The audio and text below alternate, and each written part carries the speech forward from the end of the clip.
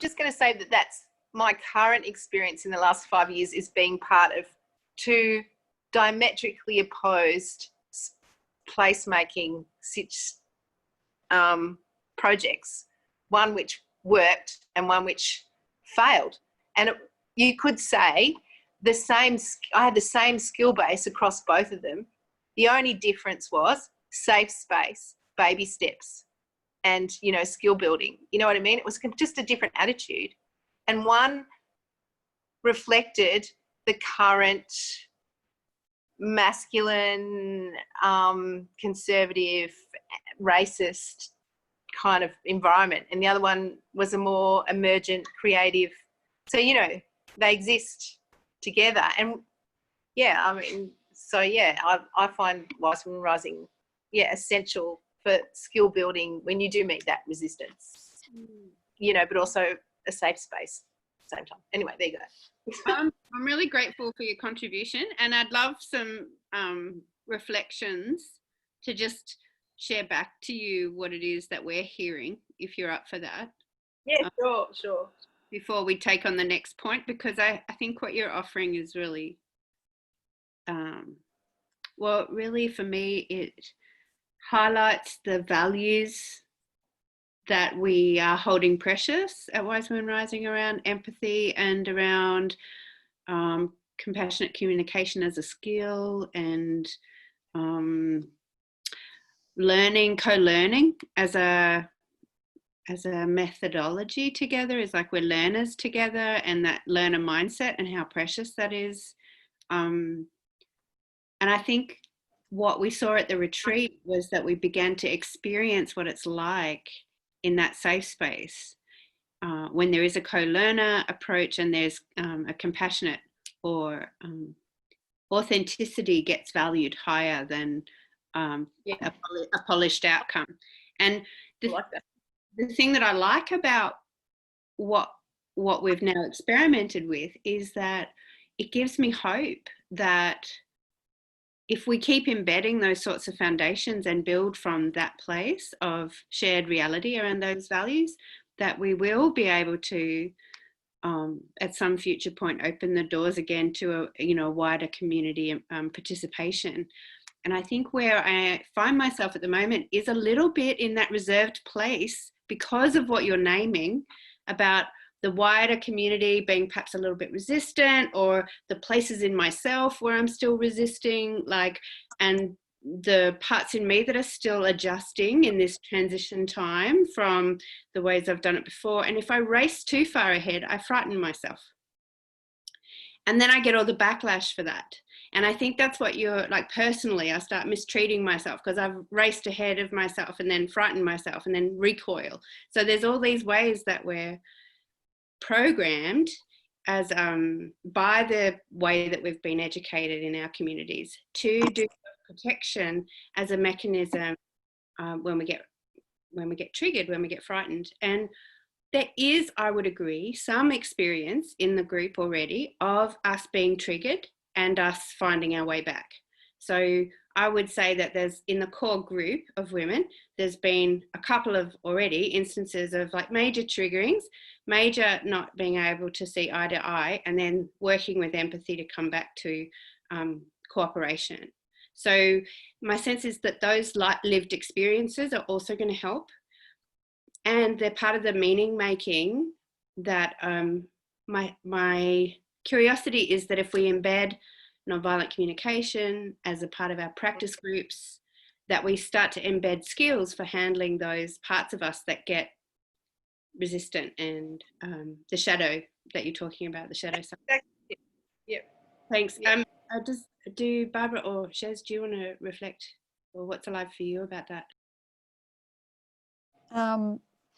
I'm remembering him say the process is key.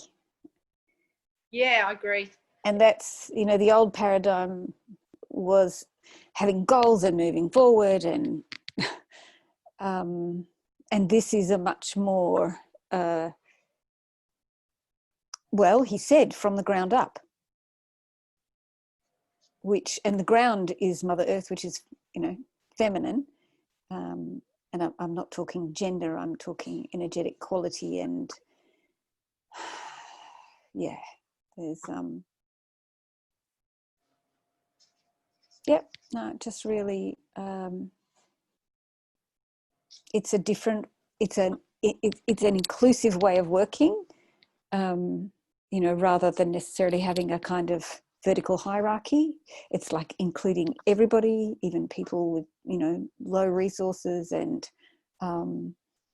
in fact, kind of especially them, really. It's like harvesting the wisdom of that community, of the people who are, I don't know, closest to the ground, or it's kind of the opposite of the CBD high rise, you know, where you rise to the top floor of your managerial structure and your jazzy building. I mean, they're spectacular and magnificent, and, you know, I can be in awe of them. And at the same time, I long to be on the ground and to be doing what this is talking about. So it's really, yeah, co-housing and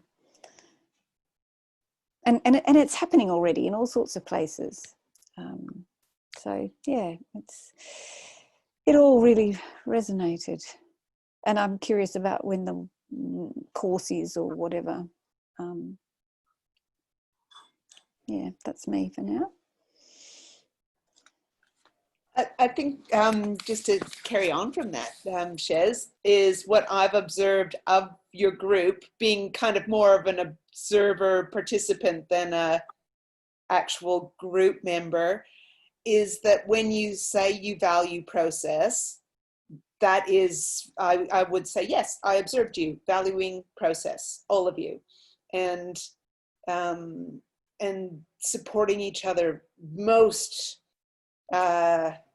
beautifully with that, to stay in that value system. So I'm getting a sense of what your value system is and how you are living it. It feels very aligned, like you're not doing something that it's like, what, they said they were about this, but I don't know.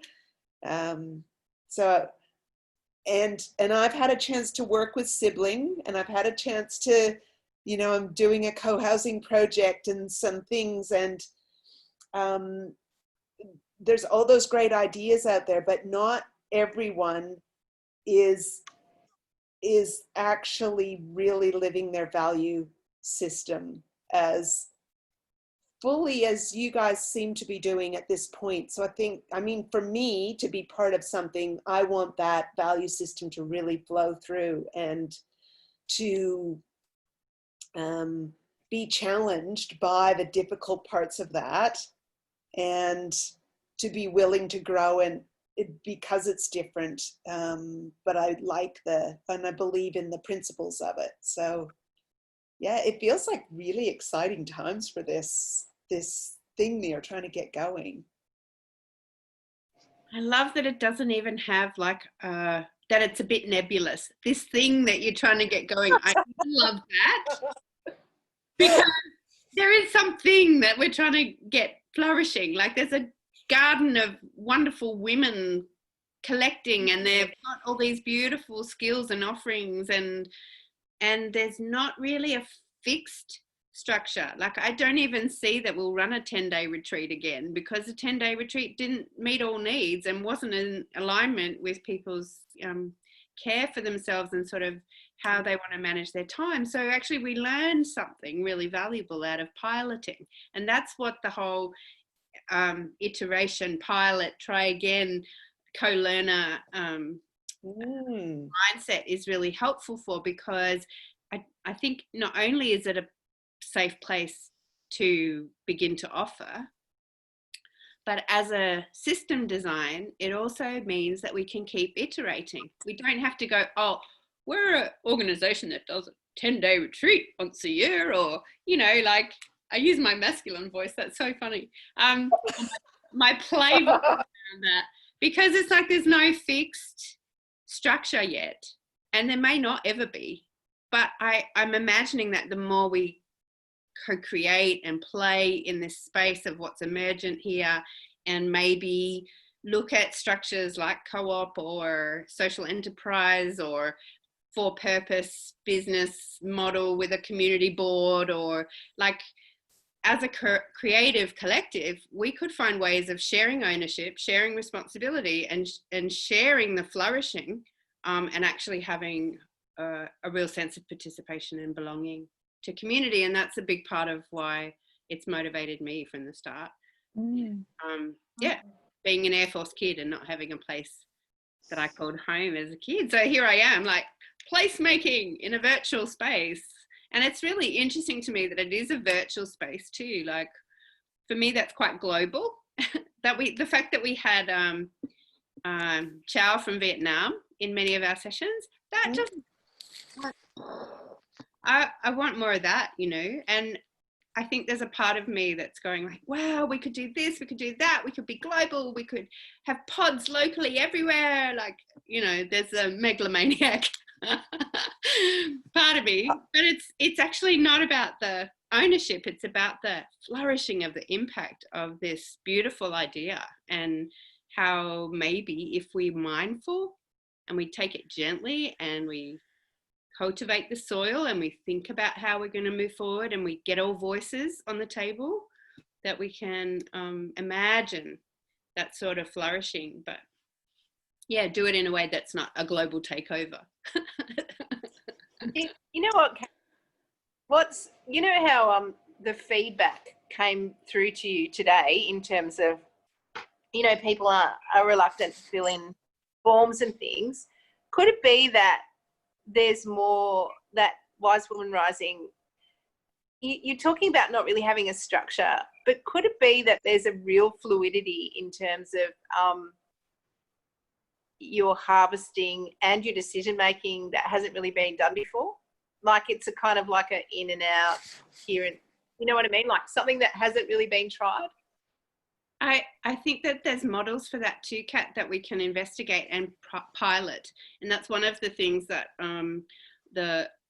why I was interested in talking with Campfire as an organisation to help us to test some of the new models like groundwork, like collaborative conflict as a process, because generative conflict is a really powerful new process for finding ways forward out of difference.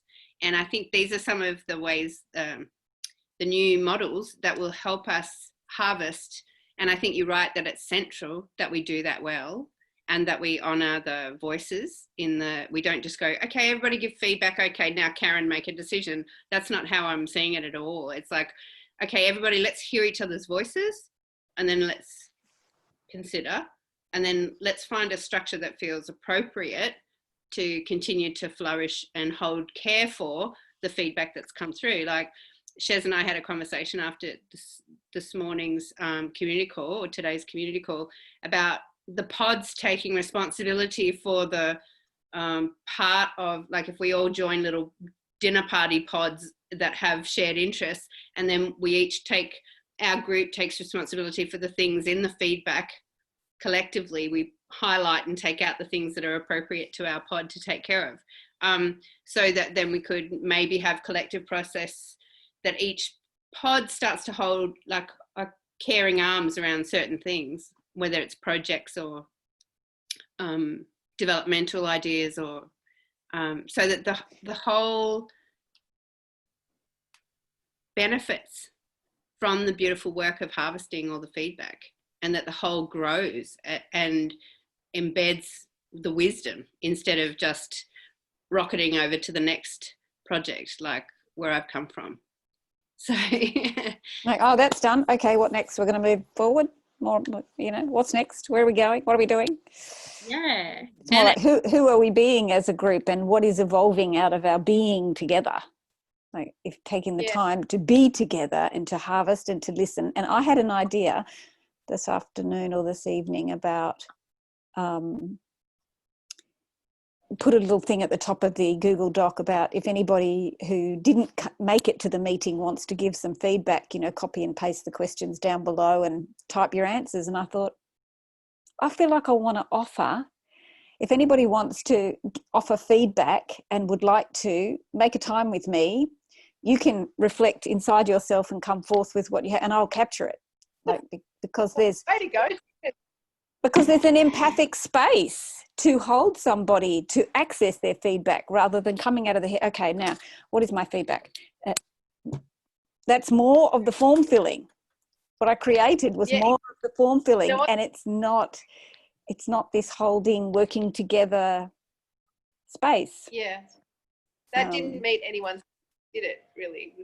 So you're talking about meeting needs for empathetic, kind of compassionate listening. Yeah, because when we were all in our little groups, in our 3 groups, we were all there listening with our hearts to each other, and someone was facilitating and someone was capturing in typing, and I would create that for the people who couldn't make it, whether it's a couple of people at a time or one-on-one, or but it evolved out of me coming up with an idea and putting it up there and then seeing it and going, oh, actually not really, if that's more of the form, it's not in alignment with the values. So, and it sounds good. Spaciousness. Sorry, Jess. Sorry, keep going. It sounds good. What?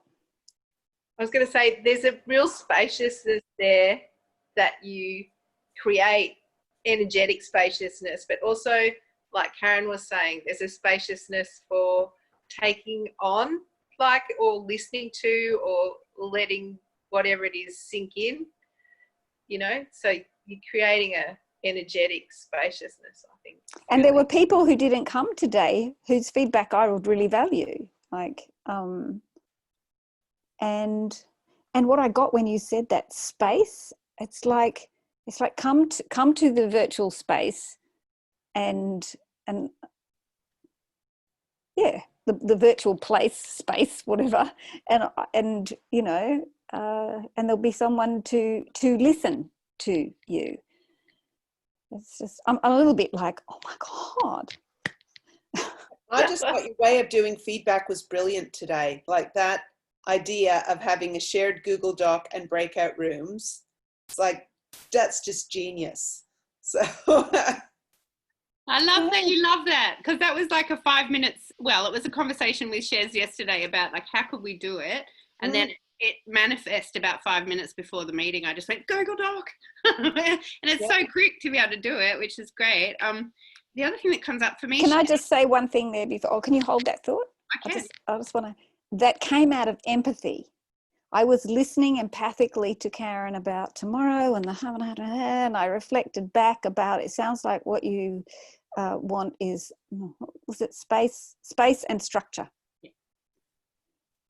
And then I rattled off something, she captured it, and the process evolved in an empathic dialogue. And so, yeah, I just want to say that. Thank you. Yeah. And, yeah, there's a whole lot I could say about that. Thank you, Shez, because it really helped seed and create the possibilities for today to happen the way it did. And it was born out of our engaging and thinking about how can we do this. So it really was an empathic. Yeah, thinking and also focusing on the values. Values, yeah. Well, that's right. You heard me in my dreaming and my imagining, and you went, is it these needs? And then it was like grounded into needs, and then it became strategies.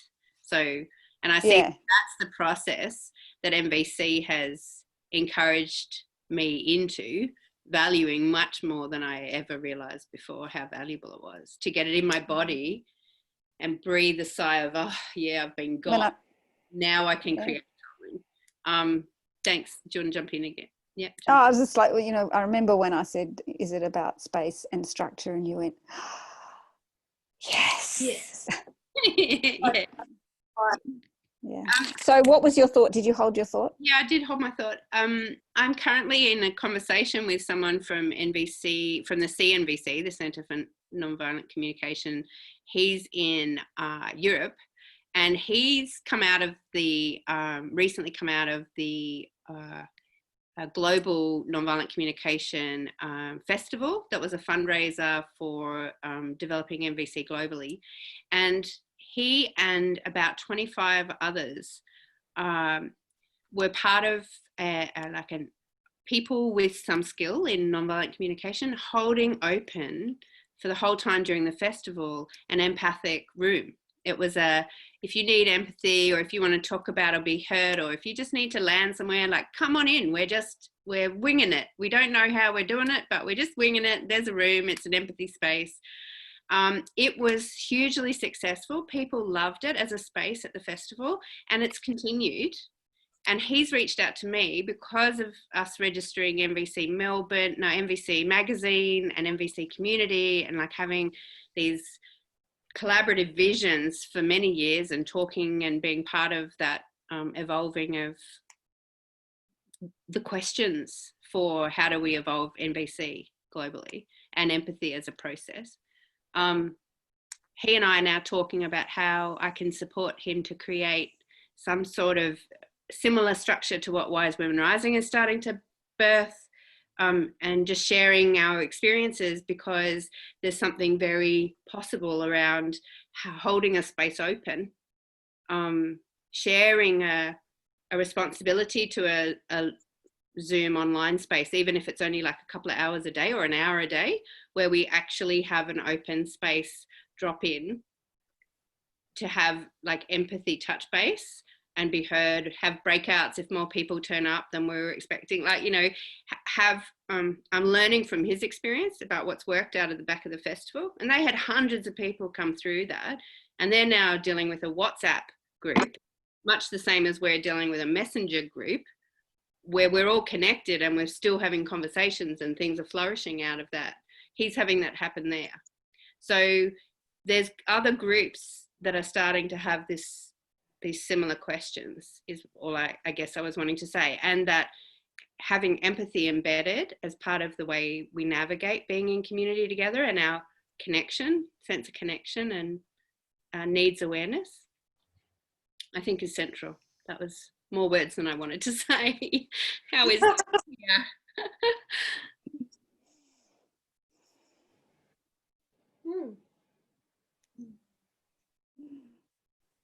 Yeah, something exciting about that. I'm just letting my excitement settle. Can I ask, Barbara, because I didn't hear about your co-housing? Oh yeah, nobody did in the end. I think it all just got. Oh no, it's on my agenda to have a conversation with you to hear more about it. So could we please, and then we'll finish the recording, because I'm thinking that people would enjoy to hear. Oh, most certainly, most certainly. So I'm involved in co-housing for older women, so specifically the 50 plus age group, and I'm not the instigator of this. There are two women that are driving the project, but it's just going so well. It's in Daylesford, so we've got land in mind, and we've had a couple of false starts, but it's looking much, much more promising at this point. And we've moved from meeting once a month, either in Melbourne or Daylesford for a full day, to the the COVID Zoom online, which we can't do a long meeting like that. It's just too long. But we're meeting pretty much weekly, and that's our business meetings. So then we're having social meetings twice during the week, where we just have drop-in chitter chatter to get to know each other, because other than my girlfriend who's interested as well, we didn't know anyone else. So like every woman is new in this group, and we're using the Seniors Co-Housing Handbook from the States as kind of a guideline. So everyone reads that. And then we have had a lot of structured sessions where we're talking about kind of two main things. One is design issues, and the other one is more about aging and values, and like really gorgeous questions like what do you think the difference is between being a senior and an elder, and just stuff that has just sparked great conversations and dropped this group into people have been so vulnerable and so there and present. So I feel like I'm just getting to know all these amazing women. Yeah, and it's really exciting to be part of it.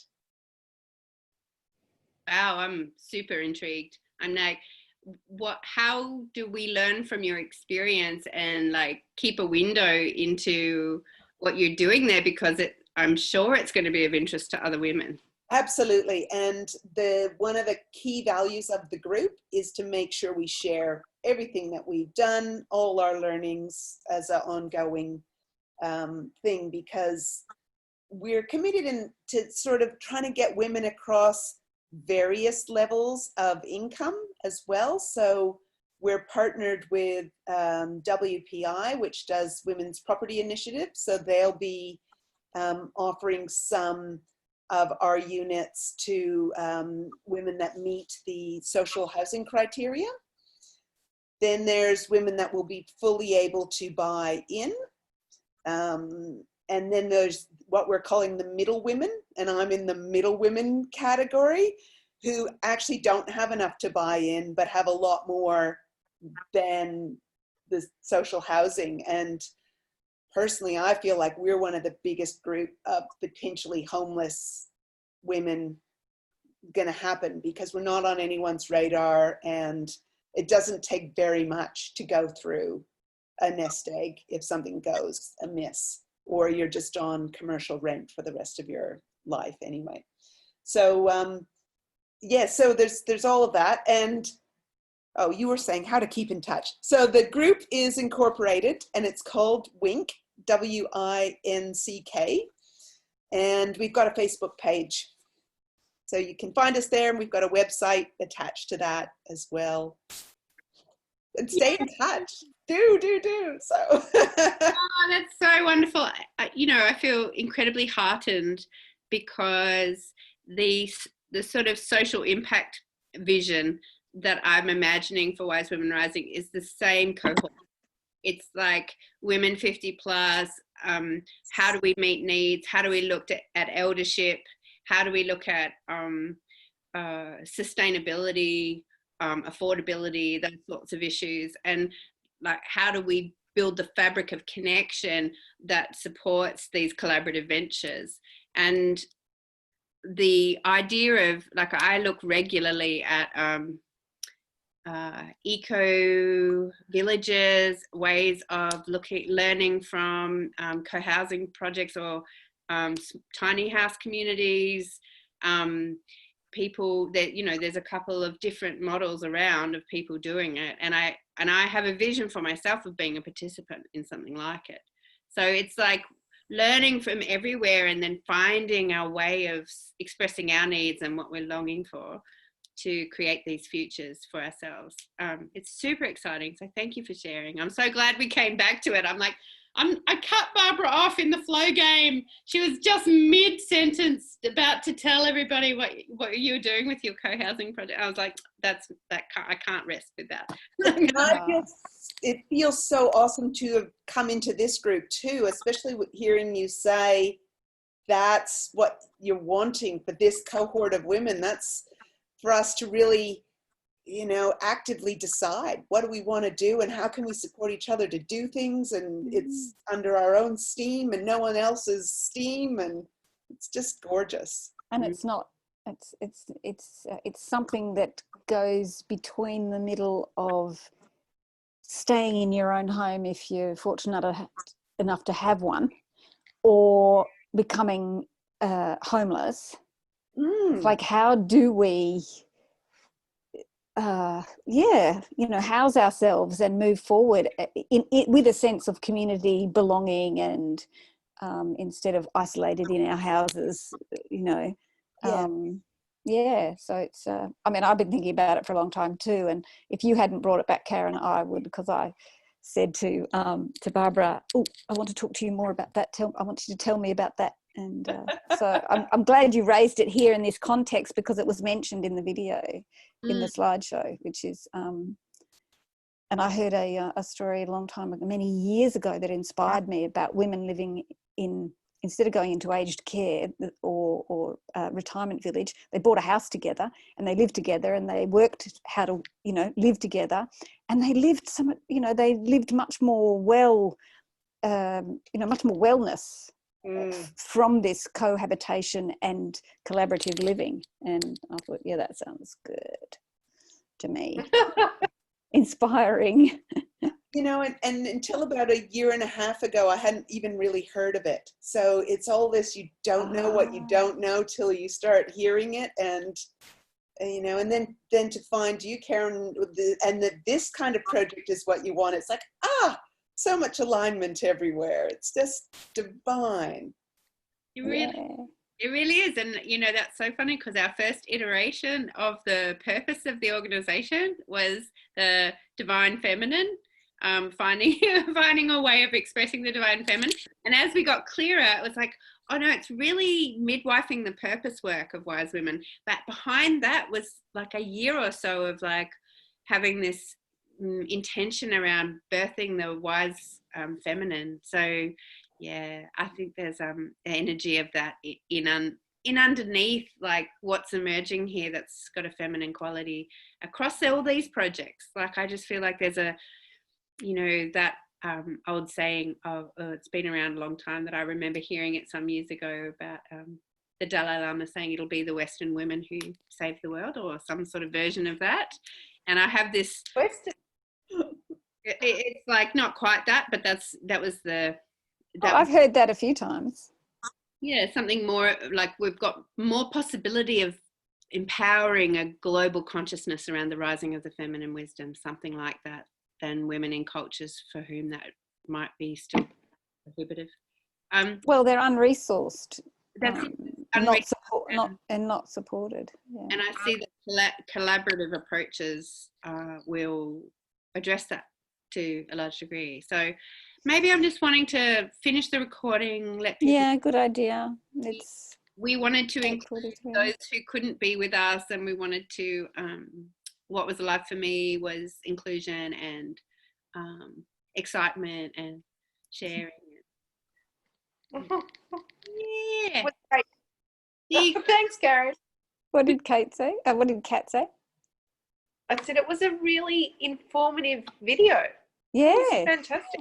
It was powerful. It's been powerful for me to watch it and rewatch it. And yeah, I encourage everyone to have a squeeze back at it. That's why I clipped out just that piece, because it's an hour and a half long. And I'm like, that's too long to ask everyone to go back and watch. But clipping out like the 22 minutes of what it was. No, that was a great idea. That's the heart of it. If you want to go back and watch the whole thing, you can. But that's the sort of meaty part that I think is really worth. Oh, so just back to the question of when. Oh, I guess I can go and look at it on the post about when they're running the. Yeah, all the course thing. About the course. I know. I'm sort of curious myself, and I'm like, how many things can I take on in this quiet COVID time? It's supposed to be quiet COVID time. How many things am I going to take on?